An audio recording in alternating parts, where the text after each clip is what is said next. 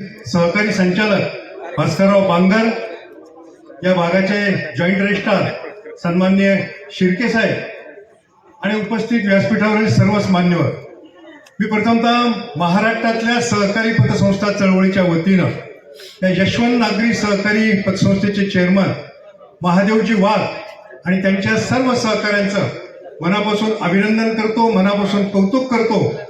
ही जी काही नूतन इमारत या ठिकाणी आज सन्माननीय उपमुख्यमंत्री महोदयांच्या हस्ते उद्घाटन संपन्न झालेलं आहे, या इमारतीमध्ये आणखी दिवसेंदिवस प्रगती या यशवंत पतसंस्थेची हो अशी महाराष्ट्रातल्या पतसंस्था चळवळीच्या वतीनं मी वाघ साहेब तुम्हाला शुभेच्छा देतो। आणि मला मुद्दाम जाणीवपूर्वक उल्लेख करावा असं वाटतोय, या यशवंत पतसंस्थेची आर्थिक परिस्थिती जर आपण बघितली, तब्बल 85 कोटी रुपयाच्या ठेवी, 65 कोटी रुपयाचं कर्ज वाटप, तरी सुद्धा 45 कोटी रुपयाची गुंतवणूक आणि स्वनिधी जो सहकार खात्याच्या निकषाप्रमाणे 10% पाहिजे, तो तब्बल 18% म्हणजे तब्बल 15 कोटी रुपये स्वनिधी या पतसंस्थेचा आहे। म्हणजे भक्कम अशा आर्थिक पायावर ही संस्था जशी उभी आहे तशी सर्वांग सुंदर इमारत सुद्धा वाघ साहेब आपल्या मार्गदर्शनाखाली या ठिकाणी तयार झालेली आहे।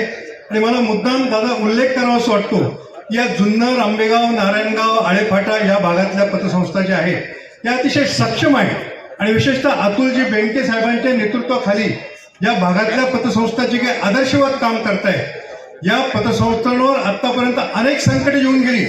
विशेषतः 3 संकटांचा सामना मला या ठिकाणी मुद्दाम उल्लेख करावा असं वाटतो।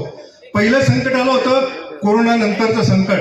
कोरोना नंतर जे काही अपसेट प्राईसचे प्रस्ताव सहकार खात्याकडे दाखल होते, त्या अपसेट प्राईसचे प्रस्ताव मंजूर करण्यापूर्वी त्या मालमत्तेचा ताबा घेतला जावा असा सहकार खात्याचे निर्देश होते आणि तब्बल 3500 प्रस्ताव जिल्हाधिकाऱ्यांकडे पेंडिंग पडले होते, प्रलंबित पडले होते।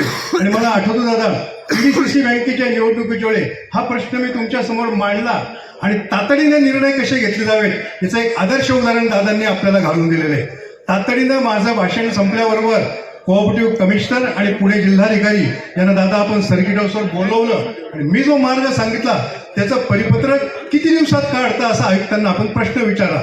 आयुक्त म्हटले 15 दिवसात काढतो। मित्रांनो, दादा म्हटले माफ करा, मी दिवसात नाही तासामध्ये विचारायला पाहिजे होतं आणि अक्षरशः 12 तासामध्ये दादा ते परिपत्रक निघालं आणि पुणे जिल्ह्यातल्या पतसंस्थांचा हा मालमत्तांचा ताबा घेण्याचा जो काही प्रश्न होता तो प्रश्न सुटला। त्यानंतर दादा दुसरं संकट आलं, वाघ साहेबांनी आता उल्लेख केला त्याप्रमाणे लोकसेवा बँकेचं संकट। या भागातल्या पतसंस्थांच्या 65 कोटी रुपयाच्या ठेवी या लोकसेवा बँकेमध्ये अडकलेल्या होत्या। आमची कुठलीही चूक नाही आणि त्यामध्ये सुद्धा आम्हाला दिलीपराव सन्माननीय सहकार मंत्री असतील, आमचे शरददादा सोनवणे असतील आणि बेंके साहेब असतील, यांनी पाठपुरावा करून या सर्व ठेवी आज शेवटचा चेक या ठिकाणी आपल्या शुभ हस्ते द्यायचा आहे। आणि मला मुद्दाम उल्लेख करावा असं वाटतो, जे सहकार खात्याचं काम चांगलं आहे त्याला मी चांगलंच म्हणणार। या लोकसेवा बँकेतला पैसा न पैसा आमच्या सहकारी पतसंस्थांचा परत मिळालेला आहे।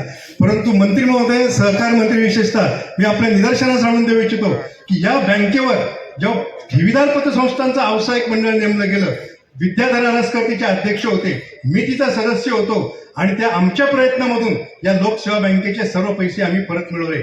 आमची एकच मागणी आहे साहेब की अशा ज्या काही बँका अडचणीत येत असतील त्यावर आमचा ठेवीदार पतसंस्थांचा व्यावसायिक मंडळ जर तुम्ही नेमलं तर या सगळ्या बँका आम्ही तुम्हाला बाहेर काढून टाकू। मला सहकार खात्याला नावं ठेवायची नाही, पण आतापर्यंत ज्या ज्या बँकांवर, ज्या ज्या पतसंस्थांवर सहकार खात्याच्या अधिकाऱ्यांचं व्यावसायिक मंडळ आलं, ती एकही बँक आतापर्यंत अडचणीतून बाहेर निघालेली नाही, हे दुर्दैवानं सत्य आहे।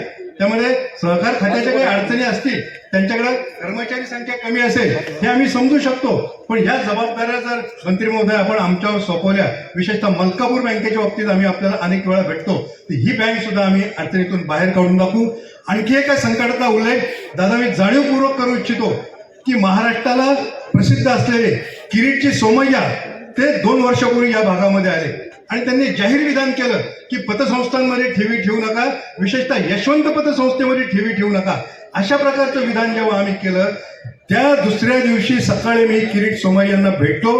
किरीट सोमय्यांची समजूत काढणं किती अवघड असतं दादा आपल्याला माहीत आहे, त्यांची समजूत काढली आणि या भागातल्या परिसरातल्या ठेवीदारांनी पतसंस्थांवर विश्वास ठेवला आणि यशवंत पतसंस्थेच्या विरोधात स्टेटमेंट करून सुद्धा या यशवंत पतसंस्थेच्या ठेवी कमी न होता वेगानं वाढ, अशा प्रकारच्या या परिसरातल्या ज्या पतसंस्था आहेत, या परिसरातल्या पतसंस्थांच्या निमित्ताने दादा महाराष्ट्रातल्या जे पतसंस्थांचे प्रश्न आहेत, मी आता आपल्याला निवेदन दिलं, आपण सांगितलं की सहकार मंत्र्यांकडे मी ती जबाबदारी सोपवतो. सहकार मंत्री महोदयांना मी विनंती करतो की यामध्ये ज्या ज्या अडचणी असतील, इतर खात्याच्या ज्या अडचणी असतील त्या सोडवण्याकरता आपण अजितदादाकडे जाऊया, पण या आमच्या प्रश्नामध्ये आपण लक्ष घालावं, असे महाराष्ट्रातल्या पतसंस्था चळवळीच्या वतीनं मी आपल्याला पुन्हा एकदा नम्र विनंती करतो.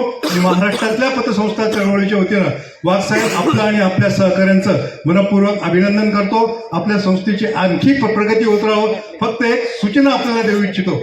आता आपली इमारत सर्वांग सुंदर झालेली आहे. ही इमारत आपली बघितल्यानंतर किंवा या आपल्याकडे बघून आपल्या संस्थेच्या ठेवी खूप गतीनं वाढायला लागतील.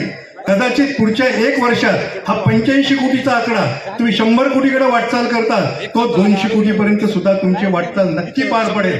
ही पार पडत असताना कर्ज वाटप थोडंसं आपण सुरक्षितपणे केलं पाहिजे आणि कर्ज वाटप जरी सुरक्षित केलं, त्याची वसुली जी आहे ती वसुली आपण वेगानं केली पाहिजे. आणि आमचा दादा सगळ्यात महत्वाचा जो मुद्दा आहे, वसुलीचा कायदा आमचा गतिमान झाला पाहिजे, हीच आमची सर्वात प्रमुख मागणी आहे.